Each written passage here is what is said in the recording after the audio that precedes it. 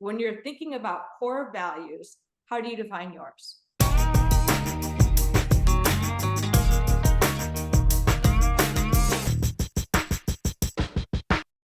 Hello, everyone. Welcome back to the channel.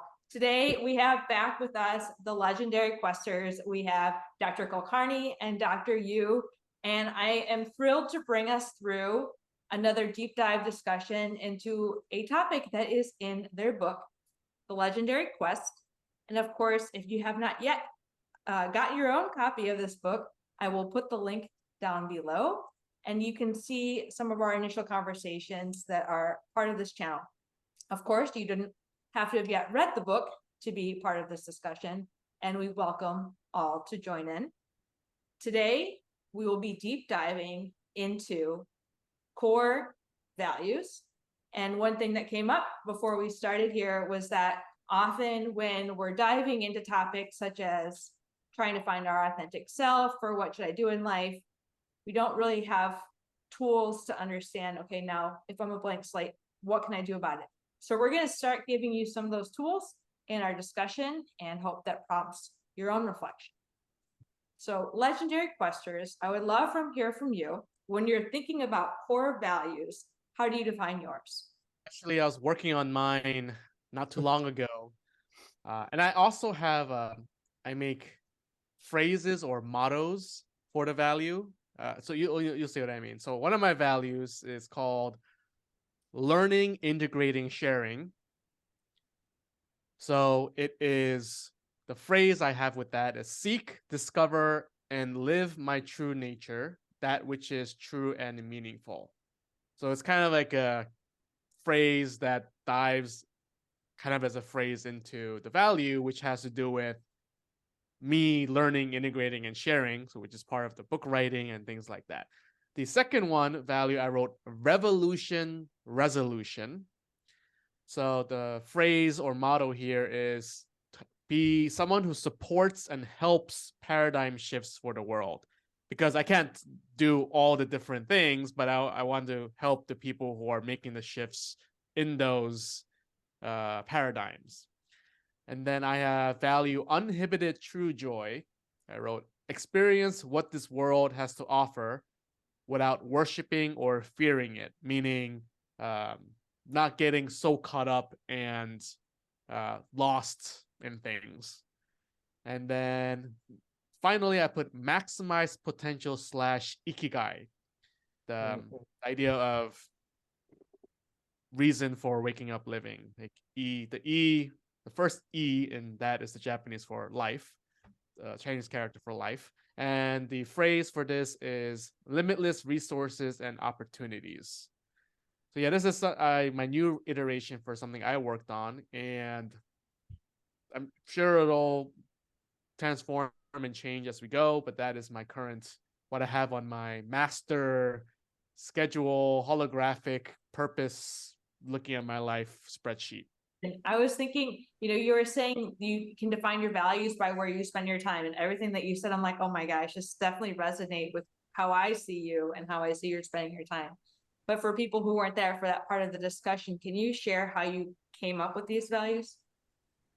A lot of it was things that I enjoy or my strengths or my skills, which I've done a lot of just introspection or different psychospiritual evaluations, etc., as well as things that I feel like are out of my reach, but I feel like it may be because I feel like I don't deserve it, but are things that are important to me, and thus I'm going to reach for them. So true joy, revolution, resolution. And also part of it was realizing I can't, if I value 10,000 things, that means I don't value all of them. So meaning I can only value something if I value less other things. So by starting with more values and removing things that I realize aren't as important, I'm not saying they're unimportant, but they're just not as important. So I value eating sushi more than I value eating tacos per se. And I can value both, but if I had to choose, I would choose sushi. So that's kind of a weird analogy, but value is only a value for me if I can choose that over something else. I can say I love all these things, but it's I don't have infinite days or years or dollars to spend them on, because value, I consider also value is in how do I value that my attention or my money. Yeah. I think that's so spot on. Someone just made a blog post about finances, right? And when we're thinking about, especially with the holiday seasons coming up and people wanting to purchase things, is we can see a whole bunch of things, but what do we particularly want to spend our money on? And there was one post that was talking about, it was a true case. It was said physician was making $300,000 per year, and they were having a hard time spending $165 on a blender. And I said, I would have a hard time spending any money on a blender because I don't use a blender. So if you put the price to how much you truly value the item, I mean, $165 for a blender sounds like a lot in general.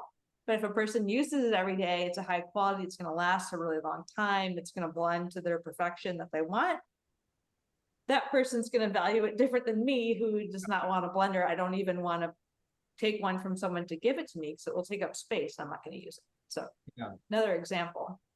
No, I think those are fantastic thoughts, right? I mean, you guys said quite a bit. The way we look at core values in our book is to identify those, patterns, thoughts, preferences, prejudices, even emotions that are really near and dear to you, right? I mean, you really want to unpeel the onion and get to its core to really understand what your top 5 to 10 preferences are. Like we say in the book, there's a whole process to do that. And you are going to have to put the time and effort and energy to really get into the zone and figure it out. I mean, some people can do it in 2 hours, others maybe a week or longer. But as long as it takes, one needs to really do it, because if you truly recognize what's really important to you, like you said, once we figure out the difference between the need and the want and who you truly are, then it becomes much more simple. Because, for example, one of my core values is excellence. And now I realize that, I'm looking for excellence in everything, right? If I were go to buy a shoe or go buy a painting or try to write a research paper or do clinical work, it's still going to come from the same angle. And life becomes very simple. I would rather have the blender that lasts 10 years, no matter how many times I've using, instead of replacing it every 2 years. So, but for somebody else, their core value might be just novelty, right? They just want to keep trying different things, and that's totally fine. I think, it's what's truly your true nature is what's important. And I think then it's, as we try to build in the book, once you identify the core values, then you can start building your self-awareness around that. And too few times we get asked the question, what is it that we're truly valued, right? The book tries to propose that we need to really value who we are as a person, and then try to blend blend other stuff with that. And that's why, Francis has a lot of expertise in the MBTI. That's, or any personality testing for that matter, that gives you some glimpses of your interests and preferences and strengths and weaknesses, and then see what are sort of some good professions for you, or what type of person you are, and who you can get along with more than somebody else. All those psychospiritual personality behavior analysis tools, I think they all, to me, center around this issue of authentic self, that, it gives you a different facet of authentic self. So I think I really like the way you started it. These are the tools to really get to the core. Yeah, I think you hit on the point of what's the importance of, right? So when we identify, a lot of times when people come and they're looking for a life transition, or they're going through a life transition or career transition, they're lost, or I've been there, right? And you identify, like, if we can at least have a framework of core values, they can start to create that ideal or the kind of the goal, the outlook. And then also, I think a lot of times in medicine in particular, we get to a point where we have boundaries that are being crossed, or, as you were mentioning, like values that are being at conflict. And how do you know at what point to change jobs or to set stronger boundaries. And actually, when I was in the Air Force, I was pulled to it because their core values are integrity first, service before self, and excellence in all we do. So it's like, yes. And I wanted to be part of that culture because they were in alignment with core values. So when we think about institutions, they often give you their core values to make Yeah. sure that you act in alignment with their core values. So I think it's definitely strongly needed to set that framework. Otherwise, that people pleasing or Francis, I like when you were saying about you can't have all these values, and sometimes people will come in with I should value this, so I will put it there, but their actions don't really aren't in alignment, or there's so much guilt associated with if I don't put this value higher or on the list, then I'm a bad blank. Well, I mean, look at workaholism, right? You have to appear workaholic in so many professions. Like if you left at 5 o'clock, you're the bad guy. I mean, oh, he didn't stay around. She didn't stay around. How come you went at 4:30 today? Well, that's awful. You know, you're just a delinquent person. And we put those things on pedestal, right? It happens all the time, everywhere. That oh, okay, he stays late, must be a good worker. The opposite is true as well. You know, so we don't necessarily look at all and I think that part of the reason might be that they're difficult to measure, right? It's very difficult to develop that culture of transparency and vulnerability and accountability. I mean, I know a lot of my friends working in the Fortune 500, the big tech companies. I mean, they tell us that they value all of these things in their interviews, right? I mean, they will do personality analysis, they will do all these kind of metrics that are, we're not always privy to the information of how they do it because they're often confidential data, but I know that they use a variety of such metrics to match people to the right job, right? I mean, the highest IQ candidate is often not the best candidate for the job, and that's abundantly clear, right? So I think it's very important for people to so if just to make it sort of a better argument for this, like if those companies value that just for their jobs, which is part of our life, how valuable would it be for us in our overall lives to be aware of this, right? I mean, it's not just about a job. Actually, when you're talking about that, it made me think of two things. There was a there's a, I don't know if it's a story or if it's a meme, but it basically says someone in the United States, I'm having surgery today, or I'll respond to the email once I'm out of the operating room or something. Yeah. And sorry, I can't respond to your email. But then a European person says, oh, I won't be checking email for 3 months because I'm just not going to. I'm going on vacation or something. It is obviously a different value. So that was one thing that made me think of. And I would say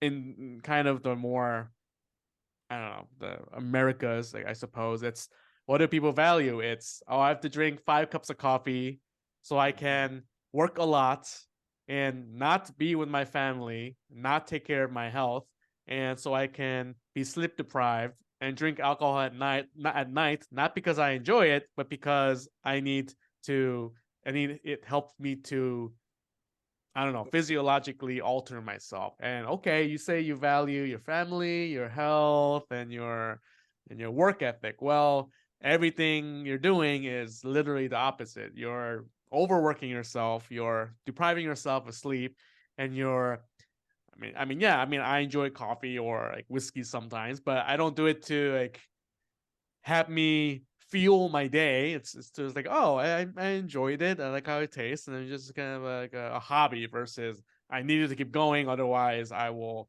not do the things I have to be able to do. This was spot on to what, when I lifted my head up in surgery and like saw where I was going and where I had come from, that it was like a rude awakening. And mine took the loss of my ex to like snap me into reality. And I don't want people to have to lose that much. Some people never, ever, ever have the opportunity to really, truly evaluate. That's why this discussion and this prompt is so important, because it happens late and there's deathbed regrets. And those deathbed regrets are often, I wish I would have allowed myself to live in alignment with my values. in alignment with I truly wanted to do. And how often do we pause long enough to truly feel out if we're in or out of alignment? But it takes a while to find that right environment that can balance your strengths and that can honor your boundaries, especially if it's in a setting that's atypical for someone to set that type of boundary. Yeah, and I think you nailed it again, right? I mean, that is why, some of the current projects we're doing are like, even before that, it's like burnout, right? I mean, you have to talk about it. We have to start valuing the person and their preferences and feelings and what it means to them, and then have the ability for people to access the tools. Some of our current and future projects are very much in line with that, as I was telling you before, we have our workshops ready for mapping the blueprints for success and finance and all these things. And then we are working on developing future projects that would be like workbooks to the Legendary Quest, so that people have access to the tools and they could do it on their own or do it with their tribe or do it with us, and just talk about it, make it more available, accessible, and popular, so that it becomes part of the culture eventually. That we just don't consider people like a battery that you're putting power into a machine. You'd rather have a more conscious existence. Yeah, so responding to both of you, one of the core values of the Legendary Quest is to be trying to be more transparent, so that people can see there are people who are, the three of us, shifting to be with people who share similar core values or the culture, like you're saying, and that's part of the bigger edifice of the Legendary Quest project, as it were, to go on the Legendary Quest, not by yourself, but with those who value the same journey and outcome. Yeah, it's the purpose and the meaning, right? It's very transcendental that, I look at it as a movement. I mean, there's more and more literature coming out on this, that, we don't exist to just, play a predetermined, pre-specified role, right? Everybody has a purpose and vision and mission. So that, and that's been known for centuries, if not millennia, right? Maybe just things get lost in translation and we get caught up in the consumeristic, capitalistic world. So it's about detangling in a way. Yeah, and I like that you're bringing this up as we're closing out. I know that we'll lead them into understanding the key resources, because not only do y'all have the book, especially what you're creating in the community, so that we can really apply the tools and even just the information here that starts the discussion. And as you have, the first part of this book is really to gain awareness, to pause, to understand a lot of times our beliefs come from the fact that we've been swimming in a lot of societal beliefs. Are those true to who we are and what we truly want for our one and only lives here? And how can we make the most of our life using our core values? So as we wrap up, I would love to hear kind of your key takeaways for people and any advice or things that they can take going forward. Yeah, I have something that comes to mind. So you know if something is your core value and you're valuing your value, if that makes sense. If it resonates with your body, heart, and head, and if it's not resonating, if you're justifying the reason you're doing things. Mm-hmm. Oh, I have to stay in this job because I spent 4 years in it, and if I stay 1 more year, then I can get whatever. Or, oh, I'm going to do this because of XYZ. When you're making reasons or trying to find reasons for something, then that's a signal to take a look at what's going on. Like, why am I making these? Because I do this too. And why am I making these justifications or reasons? And what is that saying? So that's what I will say. So good. Yeah, I think you started the discussion really well there. I mean, it to me, it goes back to your flow state. it's, what feels effortless? Where are you, losing track of time? And we all know that, right? I mean, when if you love to walk in the nature, you just kind of walk for an hour and it feels like a blink. I It's want the to just get in what you said though, because I really find that when people think this isn't hard, this is too much fun, I can't do this for a living. I've been there, right? I think I went from dentistry to like having to do oral maxillofacial surgery, and that I just had to do whatever was the hardest thing you could possibly do in order to think I was enough and I was worthy. Like I was proving my worth through showing I can work the hardest. Yeah. That's a cultural thing. Yeah. And I love Brene Brown. I had an article that just came out today, and Brene Brown was the impetus to this because she helped me to release that belief. I had been trying to let it go, but just her remarks on what is at the core of people that have mental toughness is self-compassion. It's not who can beat themselves up enough, and kind of like what we think about in training, that people have some leadership styles. I'm going to break them down so that they can build themselves up stronger. It's like, never did I ever build myself up stronger after a very long beat down, right? Like sometimes we just stay down and then we career change, or or worse. So I just wanted to offer that because, like, man, we have to allow ourselves to give permission to honor that feeling of, wow, this is truly in my flow. Because as Francis said, once you're feeling that, your mind is going to start saying, oh, I can't do that, or I should be doing this.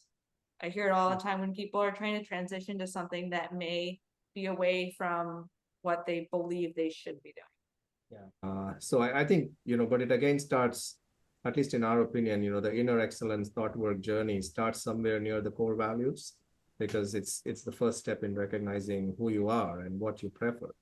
Because, I can tell you, to the top of my breath that, you should look at maybe, Monet's work, but if you're not a Monet fan, it doesn't matter. So what? Actually, that reminded me. I want to say one more thing is, Sure. you were talking about before, oh, we value integrity, service, and let's say compassion. But the reason I have phrases with it is because to describe what it means to me, like okay, integrity is great, everyone wants integrity, everyone wants authenticity, but what does that actually mean?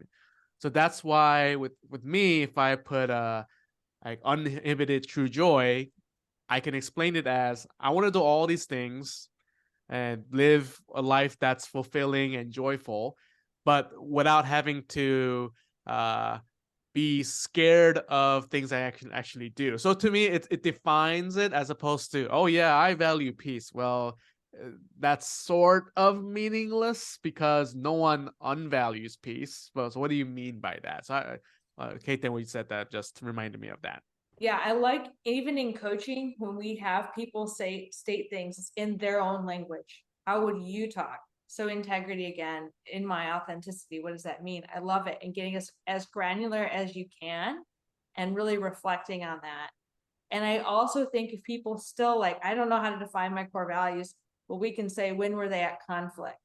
As I mentioned, it's kind of similar to boundaries. I didn't know my boundaries until they were crossed, and I felt, this is crossed, and why is it crossed, and how does that lead you to what your values are? So thank you so much for having this discussion today, and thank you everyone for listening in and for being here. Of course, we would love to hear your comments, your thoughts, your core values down below. I think it's really helpful to start thinking out loud. And we also mentioned it's important to have kind of a solitary reflection period. So I think that's so that we don't start trying to see, what does he think about my core values? Am I right? Am I feeling, or we start getting judged? Okay. And also make sure, if you haven't already checked out the Legendary Quest, I'll have the links down below, and we'll have the links to these lovely humans in front of me down below so that you can get in touch with them as well. So until next time, thanks for being here. Make sure to subscribe, because this is definitely not the end of our discussions together.